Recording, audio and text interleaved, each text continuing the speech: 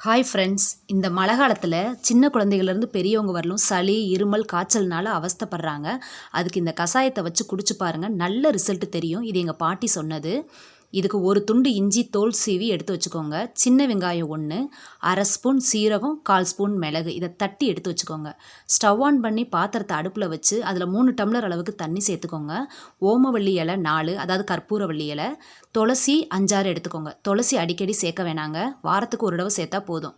நம்ம தட்டி வச்சதையும் இந்த தண்ணியில் சேர்த்துட்டு பனங்கற்கண்டு உங்களுக்கு தேவையான அளவும் சேர்த்துக்கோங்க. இதை அரை மணி நேரம் நல்லா கொதிக்க விடுங்க, மீடியம் ஃப்ளேமில் வச்சு.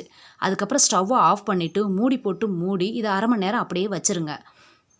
ஓரளவு வெது வெதுப்பாக ஆனதுக்கு அப்புறம் வடிகட்டிட்டு ஒரு அரை லெமனை பிழிஞ்சிட்டு குடிங்க. நீங்கள் லெமன் புளியறதா இருந்தால் அரை மணி நேரத்துலேயே இதை குடிச்சிருங்க. நம்ம பயனுள்ள தகவல் உங்களுக்கு பிடிச்சிருந்துச்சுன்னா மறக்காமல் நம்ம சேனலை சப்ஸ்கிரைப் பண்ணிக்கோங்க.